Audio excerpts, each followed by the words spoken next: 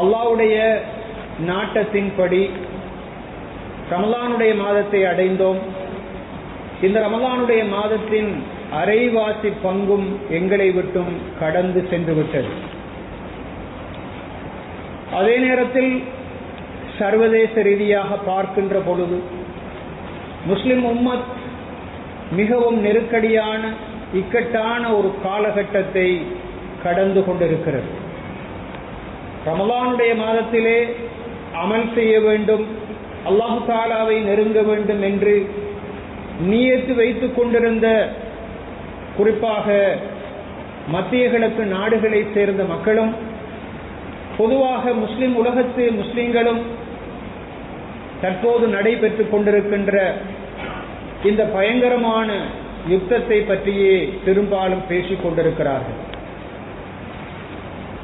இஸ்லாமிய உலகத்திலே ஏற்பட்டு வருகின்ற இஸ்லாத்தினுடைய வளர்ச்சி, இஸ்லாத்தினுடைய எழுச்சியை பார்த்து சகித்துக் கொள்ள முடியாத இஸ்லாத்தினுடைய எதிரிகள் இப்படிப்பட்ட யுத்தங்களை எல்லாம் ஆரம்பித்து இஸ்லாமிய உலகத்தின் வளங்களை சுரண்டுவதற்கு எல்லா வகையான ஏற்பாடுகளையும் செய்து கொண்டிருக்கிறார்கள். ஆனால் அல்லாஹ்வுடைய நாட்டம் இன்ஷா அல்லாஹ் வேறு விதமாக அமையும், அதில் சந்தேகம் கிடையாது. முதலாவது, இஸ்லாமிய உலகத்திலே சுமாராக 200 கோடி மக்கள் வாழுகிறார்கள். இந்தோனேஷியாவிலே 24 கோடி, பாகிஸ்தானிலே 24 கோடி, இந்தியாவிலே 20 கோடி என்று முஸ்லிம்களுடைய சனத்தொகை அல்லாஹ்வுடைய கிருபையினால் எதிரிகள் எதிர்பார்ப்பதற்கும் அப்பால் வளர்ந்து கொண்டு போகிறது. அண்மை காலத்திலே மேற்கொள்ளப்பட்ட ஒரு ஆய்வின்படி இன்ஷா அல்லாஹ் தற்போது உலகத்திலே முஸ்லிம்கள் 2வது பெரும்பான்மையாக இருந்தாலும் அல்லாஹ்வுடைய நாட்டப்படி 2050ஆம் ஆண்டு இந்த உலகத்திலே முஸ்லிம்கள் முதல் தர பெரும்பான்மையினராக இன்ஷா அல்லாஹ் மாற இருக்கிறார்கள் என்று அந்த ஆய்வு சொல்லுகிறது. இப்படிப்பட்ட இந்த வளர்ச்சி, இஸ்லாமிய உலகத்திலே ஏற்பட்டிருக்கின்ற இந்த வளர்ச்சியை சனத்தொகை மட்டுமல்ல, முஸ்லிம்களுக்கு மத்தியிலே ஈமானை நோக்கிய அந்த வளர்ச்சி, இஸ்லாத்தினுடைய போதனைகளை பின்பற்ற வேண்டும் என்ற அந்த ஆர்வம், ஆண்களுக்கும் பெண்களுக்கும் இளைஞர்களுக்கும் மத்தியில் ஏற்பட்டிருக்கின்ற இந்த மாற்றத்தை சகித்துக் கொள்ள முடியாத நாஸ்திகவாத சடவாத புலன் இன்பங்களை மாத்திரம் இலக்காக கொண்ட, உலகத்தை தங்களுடைய கையிலே வைத்திருக்க வேண்டும் என்று விரும்புகின்ற அராஜக சக்திகளுக்கு மிகப்பெரிய பொறாமையையும் வயிற்றெரிச்சலையும் தந்திருக்கிறது என்ற காரணத்தினால்தான் இப்படியாக இவர்கள் தாண்டவம் ஆடுகிறார்கள். அல்லாஹு தஆலா குர்ஆனிலே வல் ஆகிபத்து லில் முத்தகீன், நிச்சயமாக நல்ல முடிவு தக்வாதாரிகளுக்கு உரியது என்று சொல்லுகிறான். இவ்வளவு பயங்கரமான தாக்குதல் நடந்தும் கூட அல்லாஹ்வுடைய கிருபையினால் இஸ்லாமிய உலகம் இன்னும் சளைத்து விடவில்லை, அதைரியம் இழந்து விடவில்லை. ஈமானுடைய ஜோதி அந்த மக்களுடைய உள்ளத்திலே பிரகாசித்துக் கொண்டிருக்கிறது என்பதை நாங்கள் அன்றாடம் பார்க்கிறோம். ஆனால் இழப்புக்கள் நிச்சயமாக வரும். பத்ருடைய யுத்தத்தை நாங்கள் இந்த ரமலானிலே இன்று நாளை நினைவு கூறுகிறோம். அந்த யுத்தம் 313 சஹாபாக்கள் கலந்து கொண்டாலும் அதிலே இழப்பு ஏற்பட்டது முஸ்லிம்களுக்கு. இழப்பின் பின்னர் தான் வெற்றி, தியாகத்தின் பின்னர் தான் வெற்றி, ஈமானின் பின்னர் தான், தக்வாவின் பின்னர் தான் வெற்றி. அல்லாஹ்வுடைய நல்லடியார்களே, அல்லாஹ்வுடைய வெற்றி நிச்சயமாக வரும், சந்தேகம் கிடையாது. ஆனால் அந்த வெற்றியை சந்திக்கக்கூடிய அளவுக்கு நாம் எம்மை ஈமானுடைய அடிப்படையிலும் செயல்பாட்டு விஷயங்களிலும் தயாராக்கி வைத்திருக்கிறோமா என்பதுதான் மிகவும் முக்கியமான விஷயம். பத்ரிலே வெற்றி கிடைத்தது, உஹதிலே தோல்வியை சந்திக்க வேண்டி ஏற்பட்டது. உஹதிலே 70 சஹாபாக்களை ரசூல் ஸல்லல்லாஹு அலைஹி வஸல்லம் அவர்களுடைய முகாம் இழந்தது. அந்த நேரத்திலே சஹாபாக்கள் கேட்கிறார்கள், இந்த தோல்வி எதற்காக? குர்ஆனிலே அல்லாஹு தஆலா சொல்லுகின்றான், குல் மின் ஐந்தி அன்ஃபுசிக்கும், அந்த தோல்விக்கான காரணம் நீங்கள் தான் என்று சொல்லுகிறான். தலைமைத்துவத்திற்கு கட்டுப்படவில்லை, கனிமத்து பொருட்களை சேகரிப்பதற்கான அந்த ஆர்வம் அதிகரித்து விட்டது. அவர் சஹாபாக்களாக இருந்தாலும் அல்லாஹு தஆலா அந்த வெற்றியை அவர்களுக்கு அந்த சந்தர்ப்பத்திலே கொடுக்கவில்லை. இதையெல்லாம் பத்ருடைய இந்த யுத்தத்தை, சம்பவத்தை நினைவு கூறுகின்ற இந்த காலப்பிரிவிலே, இஸ்லாமிய உலகத்தில் நடக்கின்ற இந்த அடாவடித்தனங்களை நினைவு கூறுகின்ற இந்த காலப்பிரிவிலே நாம் படிப்பினையாக எடுத்துக்கொள்ள வேண்டும். அல்லாஹ்வுடைய நல்லடியார்களே, எது எப்படி போனாலும் தக்வாவுக்கு இறுதியான நல்ல முடிவு இருக்கிறது என்ற விஷயத்தில் மாத்திரம் நாங்கள் நம்பிக்கை இழந்துவிடக் கூடாது. அல்லாஹு தஆலா ஒரு பொழுதும் முஸ்லிம்களை கைவிட மாட்டான் என்ற ஆழமான நம்பிக்கையும் அந்த துஆக்களும் எங்களுக்கு தேவைப்படுகிறது. அல்லாஹ்வுடைய நல்லடியார்களே, இந்த ரமலானுடைய நோன்பு கடமையாக்கப்பட்டதனுடைய நோக்கத்தை அல்லாஹு தஆலா திட்ட தெளிவாக குர்ஆனிலே சொல்லுகிறான். லஅல்லக்கும் தத்தகூன், நீங்கள் தக்வா உள்ளவர்களாக மாற வேண்டும் என்ற எதிர்பார்க்கையோடு தான் நோன்பு தரப்பட்டிருக்கிறது என்று சொல்லுகிறான். நோன்பு கடமையாக்கப்பட்டிருப்பதற்கான காரணம் தக்வா என்றால், அந்த தக்வா எப்படி உருவாகும், அந்த தக்வா ஒரு மனிதனிடத்திலே வந்துவிட்டால் அதனுடைய அடையாளங்கள் என்ன, அவன் எப்படி அந்த தக்வாவை வளர்த்து கொள்ள வேண்டும் என்பதனை பற்றி நாங்கள் கட்டாயமாக சிந்திக்க வேண்டும்.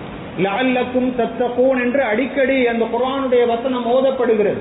ஆனாலும் அந்த தக்வாவினுடைய யதார்த்தம் என்ன, ஒரு மனிதனிடத்திலே தக்வாவை உருவாக்கி கொள்வதற்கு என்னென்ன விஷயங்களிலே அவன் ஈடுபட வேண்டும், அந்த தக்வா அவனிலே வந்திருக்கிறது என்பதற்கான அடையாளங்கள் எவை என்பதனை பற்றி நாங்கள் கட்டாயமாக தெரிந்திருக்க வேண்டும். அல்லாஹ்வுடைய நல்லடியார்களே, தக்வா என்றால் என்ன? அல்லாஹு தஆலாவை பற்றிய பயம், அச்சம், அவன் அவதானித்துக் கொண்டிருக்கின்றான் என்ற அந்த பசுமையான உணர்வு.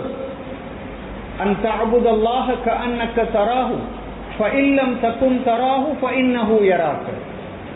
நீங்கள் அல்லாஹு தஆலாவுக்கு வழிபடுகின்ற சந்தர்ப்பத்திலே நீங்கள் அல்லாஹு தஆலாவை பார்ப்பது போன்று நீங்கள் வணங்க வேண்டும். நீங்கள் அவனை பார்க்காவிட்டாலும் அவன் உங்களை பார்த்து கொண்டிருக்கிறான் என்று ஸல்லல்லாஹு அலைஹி வஸல்லம் அவர்கள் சொன்னார்கள். அவனுடைய பார்வை என்னிலே பட்டு கொண்டிருக்கிறது. நான் தனிமையில் இருக்கலாம், கூட்டாக இருக்கலாம், நான் மனதிலே எண்ணலாம், வாயில் மொழியலாம், எல்லாவற்றையும் அவன் பார்த்து கொண்டிருக்கிறான் என்ற அந்த பயம், அந்த அச்சம் தான் அந்த தக்வா. அல்லாஹ் தஆலா குர்ஆனிலே யஅலமு ஹாயினத்தல் அயுன் வமா துக்ஃபி ஸுதூர், எந்த அளவு தூரம் அவனுடைய பார்வை எங்களிலே படுகிறது என்றால், நீங்கள் கள்ளத்தனமாக பார்க்கக்கூடிய பார்வைகளையும் அவன் அறிந்திருக்கிறான் என்று குர்ஆனிலே அல்லாஹ் சொல்லுகிறான். ஒரு மனிதன் மற்றவர்கள் கண்டுவிடக்கூடாது என்பதற்காக வேண்டி சில பாவங்களை பார்க்கிறான், மற்றவர்களுக்கு தெரியாமல் ரகசியமாக பார்க்கிறான். ஹாயினத்தல் அயுன், அப்படியான பார்வையையும் அல்லாஹு தஆலா அறிந்து வைத்திருக்கிறான் என்று குர்ஆன் சொல்லுகிறது என்றால், அந்த உணர்வு தான் தக்வா. வமா துக்ஃபி ஸுதூர், உள்ளங்கள் மறைத்துக் கொண்டிருப்பவற்றையும் அல்லாஹு தஆலா அறிகின்றான் என்று குர்ஆனிலே அல்லாஹு தஆலா சொல்லுகிறான். நாங்கள் இத்தனை நோன்புகளை பிடித்து விட்டோம், அந்த உணர்வோடு நாங்கள் இருக்கிறோம். காலையில் எழும்பியதிலிருந்து இரவிலே தூங்கச் செல்லுகின்ற வரைக்கும் என்னுடைய உள்ளத்திலே அல்லாஹ்வின் பார்வை என் மீது பட்டு கொண்டிருக்கிறது, எதனையும் எனக்கு மறைக்க முடியாது, நான் எதனை செய்தாலும் அவனுடைய திருப்திக்காக வேண்டி மாத்திரம்தான் செய்ய வேண்டும், அவன் சொன்ன ஹலாலான விஷயங்களில் மாத்திரம்தான் எனது உள்ளத்தை ஈடுபடுத்த வேண்டும், எனது கண்ணை ஈடுபடுத்த வேண்டும், எனது உறுப்புகளை ஈடுபடுத்த வேண்டும், இல்லாவிட்டால் தக்வாவை அடைந்து கொள்ள முடியாது என்ற அந்த உணர்விலே நாங்கள் இதுவரைக்கும் எந்த அளவு தூரம் இருக்கிறோம், அது எந்த அளவு தூரம் எங்களிடத்திலே வளர்ந்திருக்கிறது என்று நாங்கள் சிந்தித்து பார்ப்போம். அல்லாஹ்வுடைய நல்லடியார்களே, இந்த தக்வா இருக்கிறது, இது ஒரு சாமானியமான விஷயம் அல்ல. குர்ஆனிலே சுமாராக 258 இடங்களிலே அல்லாஹ் தஆலா தக்வாவை வலியுறுத்தி கொண்டிருக்கிறார். ஒரு சில இடங்களில் அல்ல. இதற்கு முன்னால் வந்த நபிமார்கள் எல்லோரும் போல இந்த தக்வாவை தான் தங்களுடைய சமுதாயத்துக்கு சொல்லி இருக்கிறார்கள். வலகத் வஸைனல் லதீன ஊத்துல் கிதாப மின் கப்லிக்கும், உங்களுக்கு முன்னால் யாரெல்லாம் வேதம் கொடுக்கப்பட்டார்களோ அவர்களுக்கெல்லாம் நாங்கள் எதனை உபதேசித்திருக்கிறோம் என்றால், வய்யாக்கும், உங்களுக்கும், அனித்தகுல்லாஹ், தக்வா செய்து கொள்ளுங்கள் அல்லாஹ் தஆலாவை என்றுதான் இதற்கு முன்னால் வந்த எல்லா வேதக்காரர்களுக்கும் நாங்கள் சொல்லி இருக்கிறோம் என்றால் அது முஸ்லிம்களுக்கு மட்டுமுரிய கட்டளை அல்ல. இதற்கு முன்னால் வந்த எல்லோரும் அது பற்றி அறிவுறுத்தப்பட்டிருக்கிறார்கள். மாத்திரமல்ல, எல்லா நபிமார்களும் தங்களுடைய சமுதாயத்தை நோக்கி சொன்னது என்னவென்றால் ஃபத்தகுல்லாஹ வஅதீஊன், நீங்கள் அல்லாஹ் தஆலாவை பயந்து கொள்ளுங்கள், எனக்கு கட்டுப்படுங்கள் என்றுதான் அந்த நபிமார்கள் எல்லோரும் சொன்னார்கள். அது லூத் அலைஹிஸ்ஸலாம், ஷுஐப் அலைஹிஸ்ஸலாம், சாலிஹ் அலைஹிஸ்ஸலாம், மூசா அலைஹிஸ்ஸலாம், ஈசா அலைஹிஸ்ஸலாம் என்று உலகத்துக்கு வந்த நபிமார்கள் எல்லோரும் இத்தகுல்லாஹ், நீங்கள் அல்லாஹ் தஆலாவை பயந்து கொள்ளுங்கள் என்றுதான் அந்த சமுதாயங்களுக்கு சொன்னார்கள் என்றால் அது எவ்வளவு தூரம் முக்கியமான ஒரு மன உணர்வாக இருக்க வேண்டும் என்பதை நாங்கள் புரிந்து கொள்கிறோம். குர்ஆனிலே அல்லாஹ் தஆலா ஹுதல் லில் முத்தகீன், தக்வா உள்ளவர்களுக்குத்தான் குர்ஆன் வழிகாட்டும் என்று சொல்லுகிறான். நாம் இவ்வளவு குர்ஆனை ஓதுகிறோம், எமது வாழ்க்கையிலே அது மாற்றத்தை கொண்டு வரவில்லை என்றால் அதற்கான காரணம் தக்வா எமது உள்ளத்திலே கிடையாது. குர்ஆனுடைய வழிகாட்டல் எமது வாழ்க்கையிலே வந்து அது ஒளிபரப்பவில்லை என்றால் நிச்சயமாக தக்வா இல்லாமல் குர்ஆனை ஓதுகிறோம் என்பதுதான் அர்த்தமாக இருக்கிறது. இன்னமா யத்தகப்பலுல்லாஹு மினல் முத்தகீன், நிச்சயமாக அல்லாஹ் தஆலா யாருடைய அமல்களை ஏற்றுக்கொள்வான் என்றால் தக்வா உள்ளவர்களுடைய அமல்களை தான் ஏற்றுக்கொள்வான். நாங்கள் எவ்வளவுதான் காலுக்கடுக்க நின்று வணங்கினாலும் குர்ஆனை பல தடவை புரட்டி புரட்டி ஓதினாலும் இந்த தக்வா என்ற அந்த விழிப்புணர்வு, அந்த உணர்வு எங்களிடத்திலே இல்லை என்றால் எங்களுடைய அமல்கள் ஏற்றுக்கொள்ளப்பட மாட்டார். இன்னல்லாஹ மஅல்லதீன தகவ் வல்லதீன ஹும் முஹ்ஸினூன், யாரெல்லாம் தக்வாவோடு இருக்கிறார்களோ அவர்களோடு தான் அல்லாஹ் தஆலா இருக்கிறான். சுவர்க்கம் யாருக்கு தயாரிக்கப்பட்டிருக்கிறது? உஇத்தத் லில் முத்தகீன், தக்வா உள்ளவர்களுக்கு தான் அது தயார் செய்து வைக்கப்பட்டிருக்கிறது.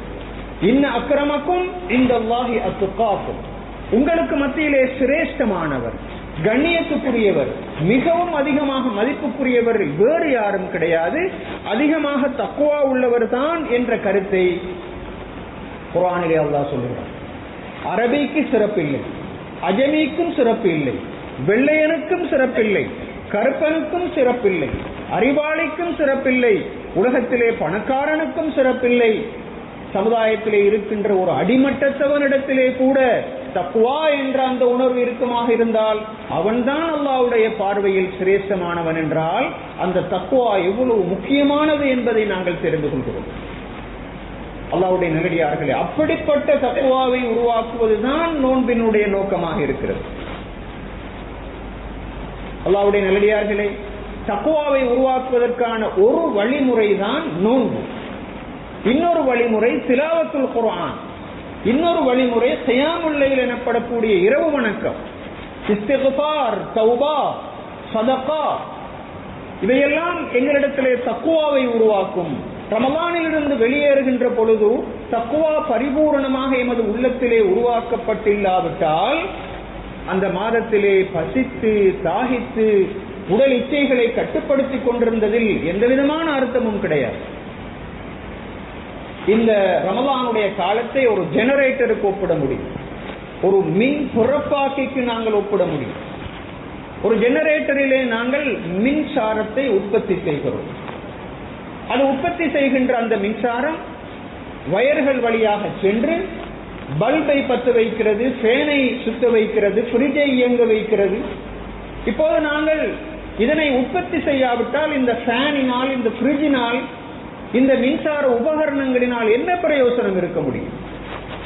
எங்களிடத்திலே குடும்ப வாழ்க்கை இருக்கிறது, எங்களிடத்திலே பொருளாதார வாழ்க்கை இருக்கிறது, எங்களிடத்திலே கல்வி இருக்கிறது, எங்களிடத்திலே மற்றுமுண்டான எல்லா விஷயங்களும் இருக்கின்றன. அவற்றுக்குள்ளால் ஊடுருவி பாய வேண்டிய ஒரு சக்தி தான் இந்த தக்வா. அதுதான் முதுகெலும்பு, அதுதான் அந்த மின்சாரம். அந்த மின்சாரத்தை உற்பத்தி செய்கின்ற மாதமாக இந்த ரமலானுடைய மாதத்தை நாங்கள் பார்க்கின்றோம். ஒரு பலூனை நீங்கள் எடுத்து பாருங்கள், அந்த பலூன் கடையில் விற்கப்படுகின்ற சந்தர்ப்பத்திலே அதற்கு எந்த பெறுமதியும் கிடையாது. நீங்கள் காற்றை நிறைவாக ஊதுகின்ற பொழுது அந்த பலூனுக்கு ஒரு அழகு வருகிறது, அப்போதுதான் அது காற்றிலே பறக்கிறது. அதுபோன்றுதான் தக்வா இல்லாத வாழ்க்கை ஒரு காற்றில்லாத பலூனை போன்று, ஒரு மின்சாரம் இல்லாத மின் விசிறியை போன்று. அந்த மின் விசிறியால் என்ன பிரயோசனம்? அல்லாஹ்வுடைய நல்லடியார்களே, எனவே இந்த தக்வாவை உருவாக்குகின்ற அதற்கான ஒரு பயிற்சி களமாக இந்த ரமலானுடைய மாதம் இருக்கிறது. நீங்கள் உருவாக்குகின்ற கட்டுச்சாதங்களிலே சிறந்த கட்டுச்சாதமாக இருப்பதுதான் இந்த தக்வாவாக இருக்கிறது என்று அல்லாஹு தஆலா குர்ஆனிலே சொல்லுகின்றான். அல்லாஹ்வுடைய நல்லடியார்களே, அந்த வகையிலே இந்த தக்வா வந்துவிட்டது என்பதற்கு சில அடையாளங்களை அல்லாஹு தஆலா குர்ஆனிலே சொல்லுகிறான். லைஸல் பிர்ர அன் துவல்லு வுஜூஹக்கும் கிபலல் மஷ்ரிகி வல் மக்ரிப். நீங்கள் கிழக்கை நோக்கியோ மேற்கை நோக்கியோ உங்களுடைய முகங்களை திருப்புவதில் நன்மை கிடையாது.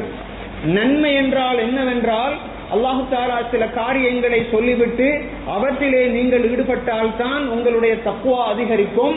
மாத்திரமல்ல, அந்த தக்வா இருக்கிறதற்கான வெளிப்பாடாக அடையாளமாக அதுதான் இருக்கும் என்று சொல்லிவிட்டு கடைசியாக அல்லாஹு தஆலா சொல்லுகின்றான், உலாஇக்கல் லதீன ஸதகு வ உலாஇக ஹுமுல் முத்தகூன்.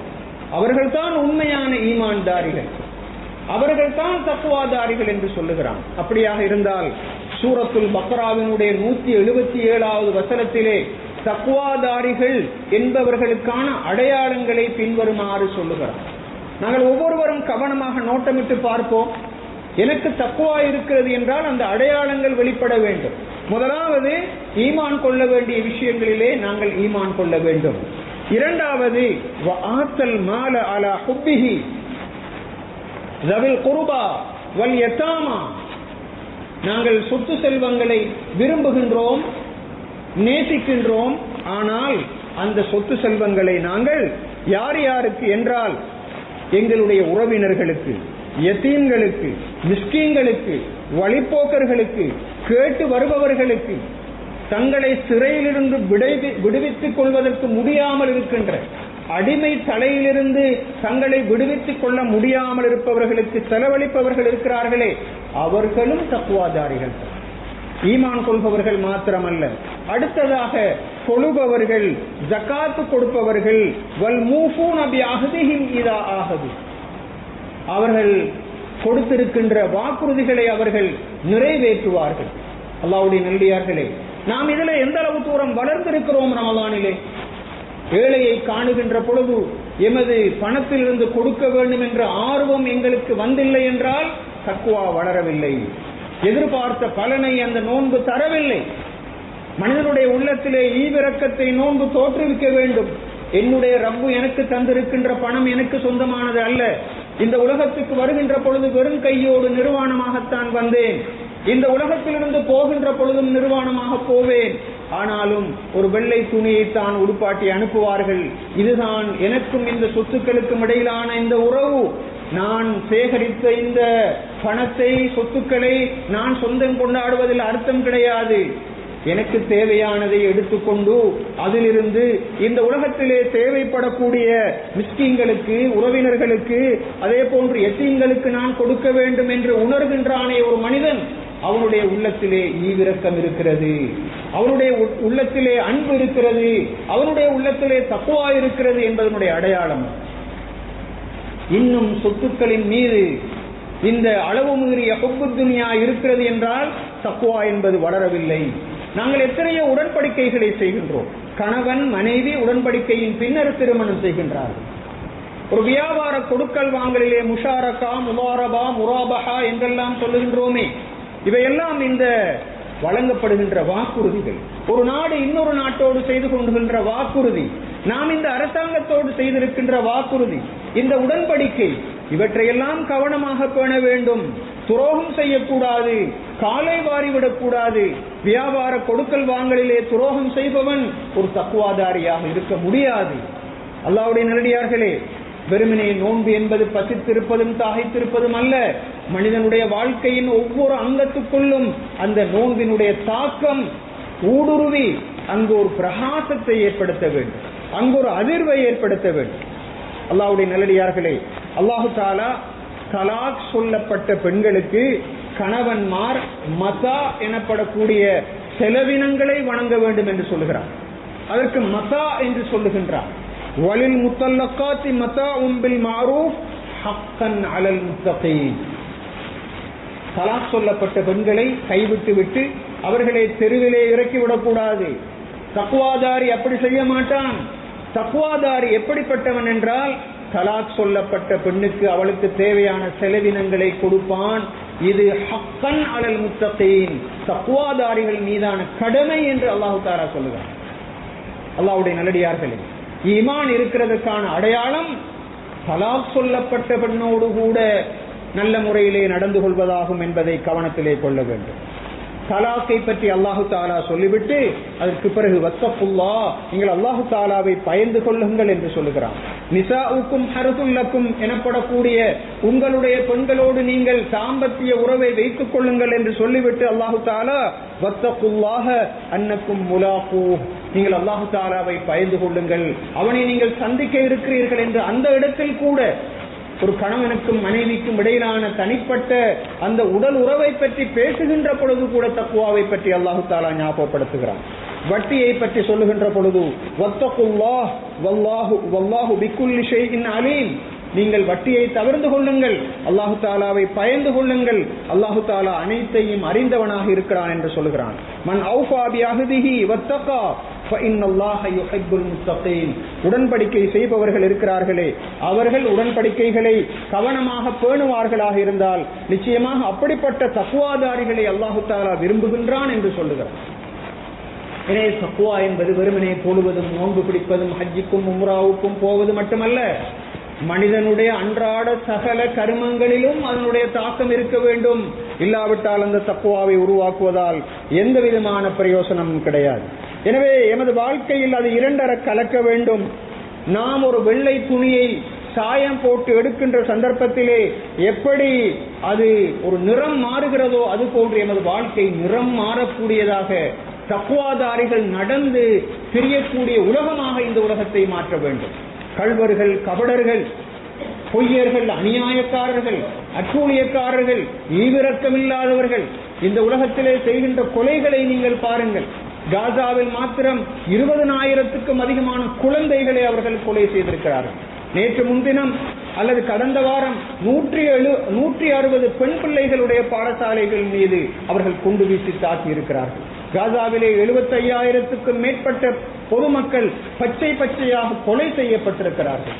தக்வா இருந்தால், அல்லாஹ்வின் மீது பயம் இருந்தால், எனக்கு ஒரு மவுத் இருக்கிறது, நாளை மறுமையிலே என்னிடத்திலே இருக்கின்ற இந்த ஆயுதங்கள் சம்பந்தமாக என்னை விசாரிப்பானே இந்த ரப்பு என்ற பயம் இருந்திருந்தால் இப்படி அட்டூழியங்கள் செய்வார்கள். ஒரு முஸ்லிம் தெருவிலே நடந்து செல்லுகின்ற பொழுது ஒரு நாய்க்குட்டி கூட தன்னுடைய பாதையை கடப்பதற்கு கஷ்டப்படுகிறது என்றால் அந்த முஸ்லிம் அந்த நாய்க்குட்டியை எடுத்து பத்திரமான ஒரு இடத்திலே வைப்பான். அதுதான் தக்வாவினுடைய அடையாளம்.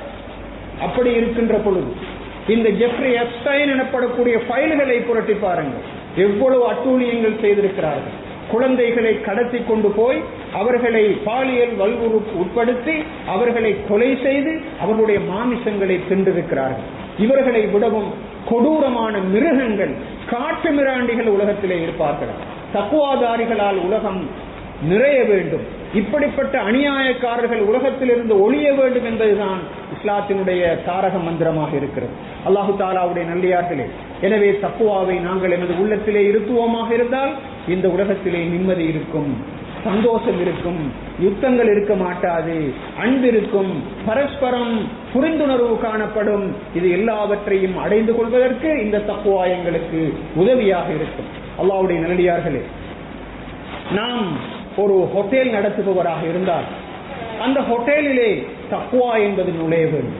ஹோட்டல் சொந்தக்காரராக இருக்கலாம், அங்கிருக்கின்ற ஏனைய சிப்பந்திகளாக இருக்கலாம், அவர்கள் அனைவரும் இந்த ஹோட்டலிலே உற்பத்தி செய்யப்படுகின்ற உணவு மக்களுக்கு சுகாதாரத்துக்கு அபகீர்த்தியை அல்லது பாதிப்பை ஏற்படுத்தும் என்ற ஒரு நிலை இருந்தால் அந்த உணவுகளை அவர்கள் விற்கக்கூடாது. அதுதான் தக்வாவினுடைய அடையாளம். ஒரு குரோசரியிலே வேலை செய்யக்கூடிய ஒருவர் தன்னுடைய எக்ஸ்பைரி டேட் போன பொருட்களை விற்கக்கூடாது. அதுதான் தக்வாவினுடைய அடையாளம். ஒரு சட்டத்தரணி நீதி நியாயத்துக்காக வேண்டி மாத்திரமே அவர் அங்கு இருக்க வேண்டும். பொய்க்கும் அக்கிரமத்திற்கும் அவர் துணை போகக்கூடியவராக இருக்கக்கூடாது. அதுதான் நோன்பு பிடித்த தக்குவாதாரியினுடைய அடையாளம். வைத்தியம் செய்கின்ற ஒரு டாக்டர் சரியாக டயக்னைஸ் பண்ண வேண்டும். தன்னுடைய இந்த நோய்களை தன்னிடத்திலே வந்து மிகவும் ரகசியமாக நம்பிக்கை நாணயத்தோடு அழுது உழுது எத்தனையோ நோயாளிகள் வந்து அவரிடத்திலே வந்து அந்த நோய்களை முறையிடுகின்ற பொழுது மிகச் சரியாக காது கொடுத்து கேட்டு மிகச் சரியான மருந்துகளை கொடுக்க வேண்டும். அப்படி இல்லாமல் அவர்களை எல்லாம் கீறி கிழித்து அவர்களுடைய சட்டை சாக்குகளில் இருக்கின்ற அந்த பணத்தை எல்லாம் தனக்கு வாரி கட்டிக் கொள்கின்ற ஒரு வைத்தியராக ஒரு தக்குவாதாரி உள்ள ஒரு வைத்தியர் இருக்க மாட்டார். அவருக்கு வழங்கப்பட்டிருக்கின்ற இந்த மருத்துவ அறிவு ஒரு அமானிதம் என்பதை அவர் உணர்வார். ஒரு ஆசிரியர் தான் எடுக்கின்ற சம்பளத்துக்கு ஏற்ற மாதிரி தன்னுடைய மாணவர்களை ஆளுமை உள்ளவர்களாக உருவாக்க பார்ப்பார். ஒரு ஆலிம் தன்னிடத்திலே கிடைத்திருக்கின்ற அந்த ஷரியத்துடைய அறிவை மிக கவனமாக சமூகத்தை நோக்கி சேர்ப்பிக்க பார்ப்பார். ஒரு போன் பிசினஸ் செய்கின்ற அல்லது போன் ரிப்பேர் பண்ணுகின்ற ஒருவர் அல்லது எலக்ட்ரானிக் சாமான்களை எடுத்து விற்பனை செய்கின்ற ஒருவரிடத்திலே அல்லது அவற்றை மெக்கானிக்காக இருக்கின்ற ஒருவரிடத்திலே தக்குவா இருக்க வேண்டும். அவர் இடத்திலே நம்பி ஒப்படைக்கப்படுகின்ற அந்த எலக்ட்ரானிக் அல்லது எலக்ட்ரிக் சாமான்களை அவர் மிகச்சரியாக பழுதுகாத்து பொய்கள் இல்லாமல் புரட்டு இல்லாமல் தன்னுடைய வாடிக்கையாளர்களுக்கு நியாயமான சேவையை அவர் வழங்காத போது அவர் நோன்பு பிடித்ததில் என்ன பிரயோசனம் இருக்க முடியும்? ஒரு 3 வீல் டிரைவர் தக்குவாதாரியாக இருந்தால் நியாயமான கட்டளங்களை மாத்திரம்தான் அறவீடு செய்ய வேண்டும். அவர் தன்னிடத்திலே தன்னுடைய வாகனத்திலே பிரயாணம் செய்கின்றவர்கள் பலதையும் பத்தையும் குடும்ப ரகசியங்களையும் கதைத்துக் கொண்டு போவார்கள். அவற்றையெல்லாம் செவிமடுத்து சமூகத்திலே அவர் பரப்புபவராக இருக்க மாட்டார். அது அவருடைய 3 வீல் டிரைவருடைய தக்குவாவாக இருக்க முடியும். அல்லாஹு தஆலாவுடைய நல்லடியார்களே, அந்த வகையில் எமது வாழ்க்கையின் ஒவ்வொரு அங்கத்துக்குள்ளும் இந்த தக்குவா ஊடுருவி பாய வேண்டும். அது அல்லாஹு தஆலாவை பற்றிய அச்சத்தை எங்களுக்கு ஏற்படுத்த வேண்டும். எமது உள்ளத்திலே அன்பையும் இரக்கத்தையும் அது தர வேண்டும். நீதி நியாயத்திற்காக வேண்டி மாத்திரம்தான் குரல் கொடுப்பவர்களாக எங்களை அது மாற்ற வேண்டும். அல்லாஹு தஆலா குர்ஆனிலே சொல்கின்றான், வத்தகு யௌமன் துர்ஜஊன ஃபீஹி இலல்லாஹ். நீங்கள் அல்லாஹு தஆலாவை நோக்கி மீட்டப்படுகின்ற அந்த நாளை நீங்கள் பயந்து கொள்ளுங்கள் என்று சொல்லி காட்டுகின்றான். வ இன் கான மிஸ்கால ஹப்பத்தின் மின் ஹர்தலின் அசைனா பிஹா. ஒரு கடுகளவாவது ஒரு விஷயம் இருக்குமாக இருந்தாலும் அதனையும் நாங்கள் மறுமையிலே கொண்டு வருவோம் என்று சொல்லுகின்றான். அந்த ரப்புல் ஆலமீனை பற்றிய அந்த பயத்தோடு அச்சத்தோடு இந்த ரமலானை கழிக்கக்கூடிய வாய்ப்பை அல்லாஹு தஆலா எனக்கும் உங்களுக்கும் நசீபாக்குவானாக. யா அல்லாஹ், இந்த ரமலானிலிருந்து வெளியேறுகின்ற பொழுது உண்மையாகவே உன்னை பயந்தவர்களாக, தக்வா செய்தவர்களாக, உன்னை பற்றிய மிகச் சரியான அந்த பயத்தை கொண்டவர்களாக இந்த ரமலானிலிருந்து வெளியேறுவதற்கான பாக்கியத்தை அனைவருக்கும் நசீபாக்குவாயாக. சர்வதேச ரீதியாக இடம்பெறக்கூடிய இந்த அட்டூழியங்கள் அராஜகங்களிலிருந்து முழு உலகத்தையும் நீ பாதுகாப்பாயாக. அநியாயக்கார ஆட்சியாளர்களிலிருந்து உலகத்தை நீ பாதுகாப்பாயாக. யாரெல்லாம் உண்மைக்காக, நீதிக்காக, நியாயத்திற்காக வேண்டி உழைக்கின்றார்களோ அவர்களுக்கு நீ பக்கபலமாக இருப்பாயாக. யாரெல்லாம் அநியாயமாக கொல்லப்படுகிறார்களோ அவர்களை நீ ஷஹீதுகளாக ஏற்றுக்கொள்வாயாக. யா அல்லாஹ், இந்த ரமலானிலே தௌபா செய்தவர்களாக, உன்னிடத்திலே மீண்டவர்களாக, உன்னுடைய ரஹ்மத்தையும் மகபரத்தையும் இத்துக்கும் இன்னார் எனப்படக்கூடிய நரக விடுதலையையும் பெற்ற கூட்டத்திலேயும் அனைவரையும் ஆக்குவாயாக. எங்களுடைய தாய் தகப்பர்களுடைய பாவங்களை மன்னிப்பாயாக. எங்களுடைய உற்றார் உறவினர்களுடைய பாவங்களை மன்னிப்பாயாக. எங்களுடைய சமுதாயத்திற்கும் உலகத்திற்கும் ஏற்பட்டிருக்கின்ற அவலங்களிலிருந்து இந்த சமுதாயங்களையும் உலகங்களையும் நீ பாதுகாப்பாயாக. மௌத்தாகக்கூடிய சந்தர்ப்பத்திலே கலிமாவோடு மௌத்தாகக்கூடிய உயர்ந்த பாக்கியத்தையும் அனைவருக்கும் நசீபாக்குவாயாக. நாளை மறுமை உன்னை நாங்கள் சந்திக்கின்ற பொழுது கல்பும் சலீம் எனப்படக்கூடிய தூய்மையான அந்த உள்ளத்தோடு உன்னை சந்திக்கின்ற அந்த சந்தர்ப்பத்தையும், அந்நஃப்ஸுல் முத்மஇன்னா எனப்படக்கூடிய அந்த அமைதி அடைந்த ஆத்மாவாக உன்னை சந்திக்கின்ற பாக்கியத்தையும் எம் அனைவருக்கும் நசீபாக்குவாயாக. இந்த வெள்ளிக்கிழமை உன்னிடத்திலே கேட்கின்றோம் யா அல்லாஹ். நாங்கள்